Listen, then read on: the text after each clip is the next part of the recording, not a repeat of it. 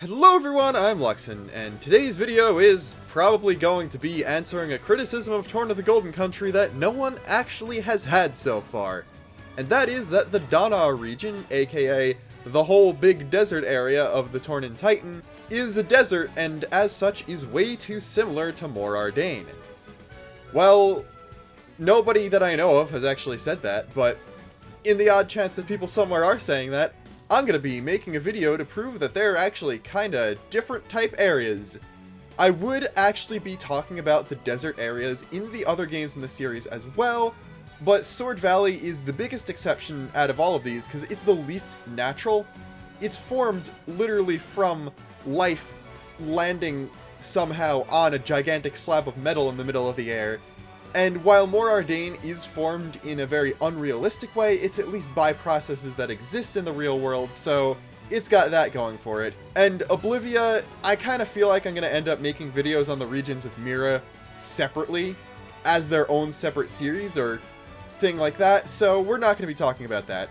And instead, just going to be focusing on these two deserts in Alrest, and sort of comparing and contrasting a few different things, while also explaining how the Torna Desert is actually a very scientifically accurate location. First off, we're gonna start with the whole Mor Ardain thing, both because it's got a lot less grounding in reality, so I have a lot less to talk about, and I think the stuff I found out about Torna is so cool I want to save it for last. So here we are. Mor Ardain, which is described in several places, both in the game, in the soundtrack, and in the names of the areas themselves, as being a very wastelandy region.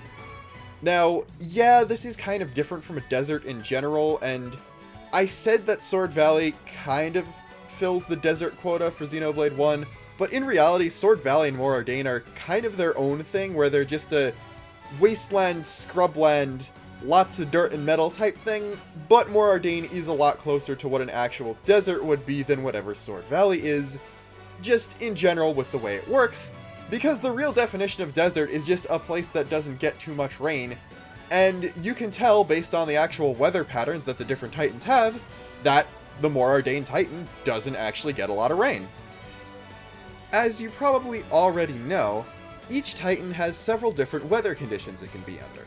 Sometimes certain enemies or events can only happen during a certain weather, but other times it's just good to see a place you've already been exploring in a brand new light. The thing is, a lot of Titans do have precipitation-type weather. Argentum, Gormott, and Leftheria all have straight-up rain. Temperancia has a lightning storm weather. Araya doesn't have anything like this. It has a weird ether particle thing and the petals, which does make sense because, first off, you're inside the Titan, and second off, the roof of the stomach of Araya is low enough where it doesn't make sense for water vapor to go up and then condense and form clouds and then precipitate. Tantal, on the other hand, the inside of Genbu is really, really big, and as such is actually sometimes large enough for clouds to form. There is actually cloudy weather and snow in Tantal. Now you might be noticing that I miss Mor Ardain there. As a matter of fact, it has 4 weather types. Regular clear weather, clouds, then sandstorms, which makes sense because there's kind of a lot of sand on the ground, and then this other weird ether haze thing that comes from random stuff coming out of the smokestacks on the back of the Titan. And wouldn't you look at that, none of those are any sort of precipitation. So hey, by definition, Mor Ardain is already a desert. I was actually originally gonna try and figure out which of the 4 main categories of desert the Mor Ardain Titan falls under, but it turns out it really isn't like any of them.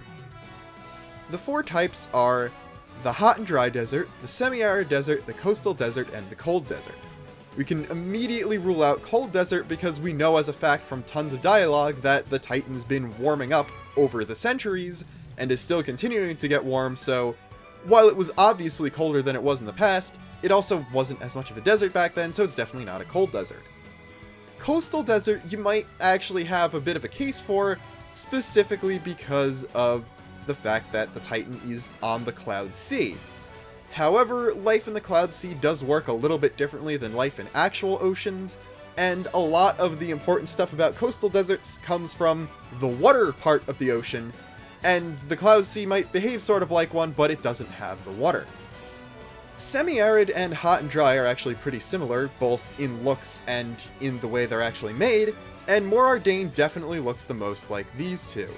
To me, with a cursory glance at a bunch of different ones, it resembles some parts of the Great Basin Desert in the US the most, just based on the general geography, if you don't count the fact that there are different levels because of it being on the body of a Titan.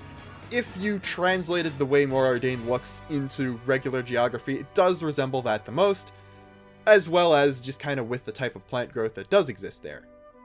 Now the thing is, these two deserts are both characterized by temperature swings. If you hear about things where it's really hot during the daytime and then deathly cold during the nighttime in a desert, it's probably one of these two kinds of deserts that you're talking about. Now the thing is, the heat from Mor Ardain doesn't actually come from the sun. Yeah, it obviously gets light energy because there's plants on it and that's how they live, and, well, it's pretty exposed to the sun, but the majority of the heat the Titan gets comes from within. Because of the way its geothermal resources have been exploited, the body temperature of the Titan itself has been increasing over time.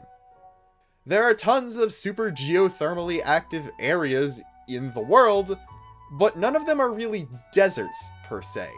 So, Mor Ardain kind of doesn't fit any pre-established mold just because the method of its coming into existence is something that couldn't possibly happen in the real world.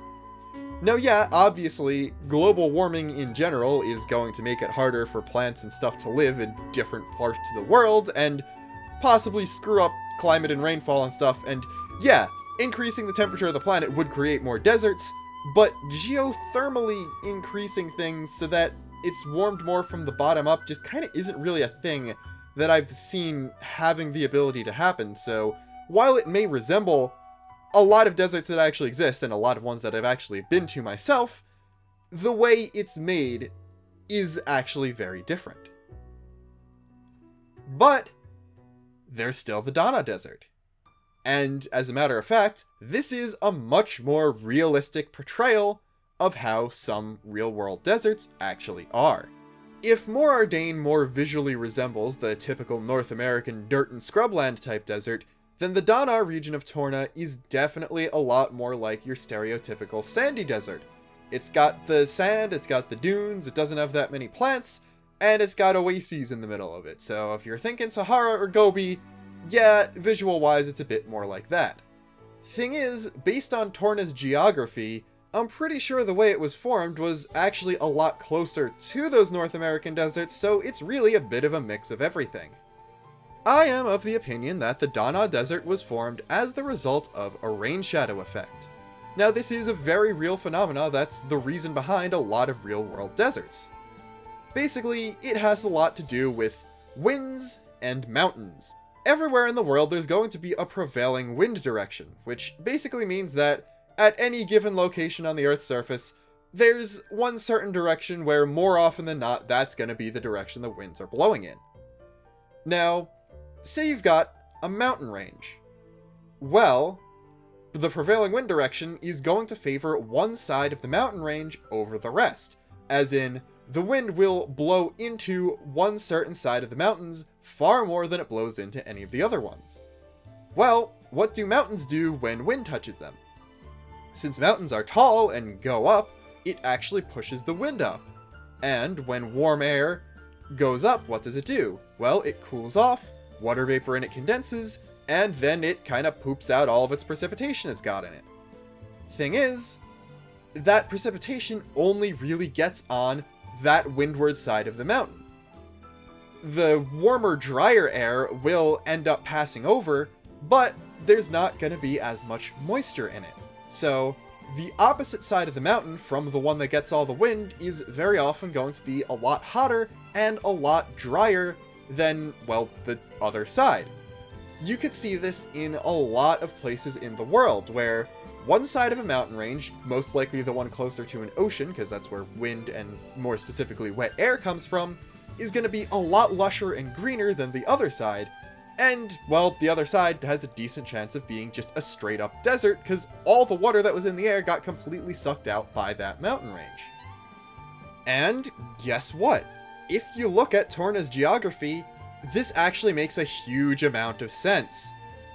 The whole thing with the way the Titan looks is that Oresco is near the head, then there's the Dana Desert on the shouldery area, then there's this huge ridge in the middle of the Titan, and on two sides of the central part of the ridge, which is basically one gigantic mountain, you've got the Lassaria region to the west, and the Aleta region to the east.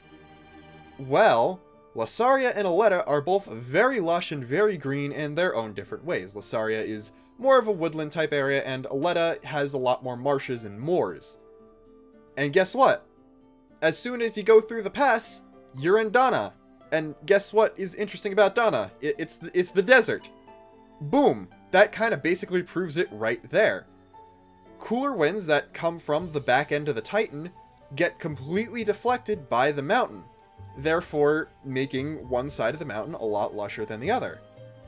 And that's pretty much it. You do have the Lofton Nature Preserve, which is in the Dana region technically, but it plays the Lassaria music, and if Malos didn't make a huge crater right at the top end of Lassaria, then it probably would be in the Lassaria region, so it's also a bit higher than the rest of the desert, so it probably does get a bit of the benefits from the mountain too.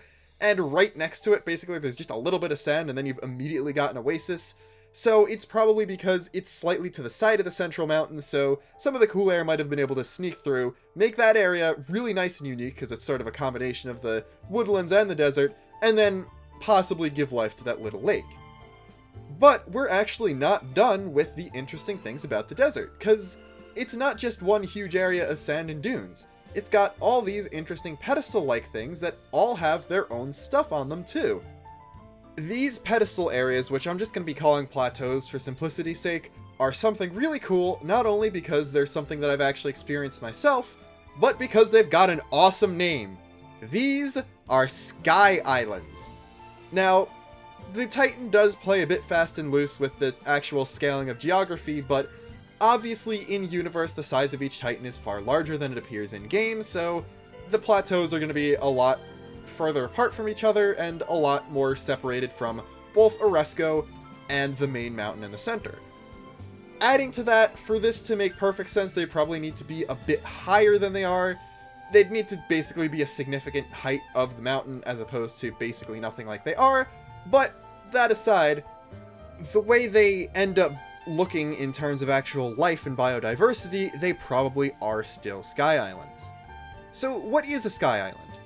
Well, it's the peak of a mountain that's so far removed from anything below it and from any other mountaintops near it that it's basically a completely different environment than anything in its immediate area.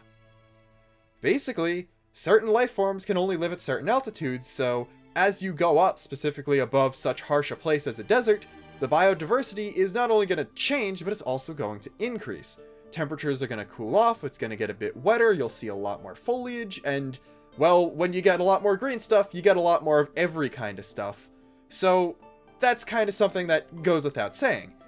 The higher you go on a mountain, as long as you don't go so high where it's too cold for things to live, the more life you're going to find. But two mountains that are not really attached to each other but are still close together actually behave somewhat similar to two different islands that are near each other but not connected in the same sea. That means that life might evolve slightly differently, take different paths in different places, or winds might blow the spores of seeds, or different animals might venture up two different mountains, so while they might be close and while they might be a similar biome, the actual life on different mountains might be completely different. If you go back to Darwin's finches in the Galapagos Islands, and I swear I didn't just do that so I could put a picture of finch on screen, you could tell that in regular water islands, even if they're very close together, there can be some huge drastic changes, and the same holds true for Sky Islands. And guess what? That's actually completely correct, because the different plateaus in the Dana region are all really, really different from each other. Obviously, because of its size, the whole region of the Titan can't have too many different unique biomes on different islands, but it does have 4 completely distinct plateaus. Two of them are a bit lower than the others and are basically a way to get to the most interesting one out of all of these, but they are significantly greener than the surrounding desert, and they do have a couple unique looking plant models, as well as a few types of enemies you won't see on the ground. Not connected to those is the one very close to the Luxin Nature Preserve, which is the Verdant Fairylands. Now, it seems very likely that again some water just came in through the direction of the preserve and got on top of there, because this is actually the most similar area to a few other parts of the Titan. It's got kind of the same grass as all the rest of the grassy parts of Dana, but it does have these weird unique looking plants that might seem more at home in Lasaria, and it has a bunch of Turkins living there, which is something that really only happens in Aletta. So it's actually this huge big combination of all the different things, and that flower model is unique, even though it does seem like it belongs to another area. It's not anywhere else in the game, so there you go. On a Sky Island, species can evolve that are completely different from anything else in the region, or anywhere. And then most importantly, of course, we've got the Turcos Plateau, which you reach by going through all the other ones. This is the highest of the 4 Sky Islands in Dana, and it's definitely the most different. A lot of it is taken up by a lake, but it's also got these very interesting pink-leaved plants and this blue grass. Not the music, actual blue grass that's completely different from anything. This is really cool because not only is it a completely different biome than any of the other islands, but it legitimately feels like it belongs on a different Titan. This is effectively Torna's little slice of the Leftherian archipelago. Now yeah, the enemy types are a bit different from Leftheria, but look at it and tell me that they didn't reuse a few assets from there when they were making this. So if you were concerned or annoyed that Xenoblade 2 reused the desert biome in addition to the forest one, I hope this video did a pretty good job of convincing you that these are two very, very different deserts, one of which is incredibly accurate to multiple real-world deserts, and the other one is one that couldn't possibly exist in the real world, but hey, that just makes them even more different. I'm not done yet though, because I want to use some vacation photos since I went to Arizona over the summer, and I was in the middle of the Sonoran Desert, and there are some Sky Islands in the Sonoran Desert, so I'm gonna just talk a little bit about that trip, as well as talk about a bit of a real-world model for the Kingdom of Torna that I happened to find while I was researching this. On my trip, I was staying in Tucson because my family was specifically going to visit Saguaro National Park, which is pretty much right out of the city. Saguaro National Park is cool because it's one of the few places where the saguaro cactus, aka the thing that's in every Western thing, but was not actually in most places in the West where a lot of those stories took place. But hey, they're cool, they're iconic, and, well, we wanted to see them. But the interesting thing about Tucson is that not only is it in the middle of the Sonoran Desert, because, well, Sonoran Desert's pretty big and it covers a lot of Arizona, but Tucson itself is basically a valley in between what's described a lot as 5 different mountain ranges. Now, I'm not going to be going over all of them, but it's just worth noting that Tucson and Saguaro National Park are in a valley part of a desert. Now, the Sonoran Desert isn't a rain shadow desert. First off, it's a little bit too big for that, and second off, it has the mountains sprinkled within it instead of around it for the most part. So that's not accurate to Torna. But I did go up 2 different mountains while I was there. The first one was Kit Peak, which we went to because it has an observatory on it. In case you didn't realize, I'm a bit of a space nerd, so we went there, went on the tour, I took some pictures of the cool telescopes, and obviously, up there it was a lot cooler than it was down in the desert. Again, there were more plants, more trees, there was few evergreens, and there was also this one type of bird that tried to steal our lunch a bunch of times that I didn't see anywhere else on the trip. So hey, that's a Sky Island with a unique thing. And we also got to go up Mount Lemon, which is another completely unique experience. For the most part, because it is the tallest mountain in the Santa Catalina range, as well as the tallest point in the general Tucson area. So first off, that makes it completely unique, but it also gets tall enough to have a lot of snow during the winter, so at the top of the mountain there's actually a functional ski resort, and you're able to, during the summer months, ride the cable car up to the peak and, well, look off from it. I'm pretty sure one of these pictures was my Twitter banner for a decent amount of time until it was replaced with a Mechonis render, but that's beside the point. the top of Mount Lemon was even cooler than the top of Kit Peak, and, well, it had a lot more vegetation, as well as a few different kinds of vegetation. It had a lot more grass than anywhere else really did, and we didn't really see many animals, but there were a few birds, again, that were completely different from any others we'd seen, and just in general, I think it's like a different species of squirrel that was really only on Mount Lemon, and I think some other mammal, like maybe coyotes, went up to Kit Peak but didn't go up Mount Lemon because it was too cold. Something like that. But basically, these two mountains are pretty close to each other. As you can see on the Google Maps image, the scale is only a few miles, and you could fit both mountains very comfortably on the map at the same time with that scale. So if you scale up the Torna Desert to even something a fraction the size of the Sonoran Desert, sky islands like that actually make perfect sense. And lastly, I'd just like to quickly go over this other Google Maps image I took, which is kind of a real-world equivalent to Torna in a way. Now, this comes from northwestern Washington state, very close to the Canadian border, but it's rotated 90 degrees so that east is at the top. For reference, that is Seattle in the lower left-hand corner. If you could see the area that looks a bit more urban and built up, that's where the city is. If you already live in this region or know about American geography, you probably already knew this, but hey, I think like 10% of my viewers aren't from the US, so whatever. But what makes this so similar to Torna? Well, as you can see, there's this huge band of green at the bottom of the image. This is basically very close to the Pacific Ocean, and, well, a lot of this is the really cool Pacific Northwest forest. It's very lush and very green. But then you see those snow caps near the top of the band. That is the Cascade Mountain Range, and it forms a rain shadow. As you can see, there's that huge brown swath on the other side.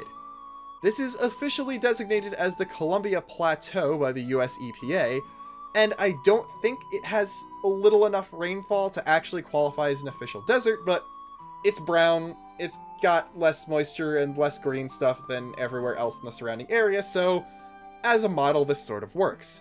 Now, unlike the Torna region, it does have a few rivers flowing through it, and you can see that there is a bunch of green splattered in the middle there. A lot of that is just farmland that's irrigated from the river water, but some of it is just traditional, hey, there's plants by the river because there's water. There are a few other farms splattered around the brown part too, but for the most part, it's got a lot less stuff going on and stuff growing here.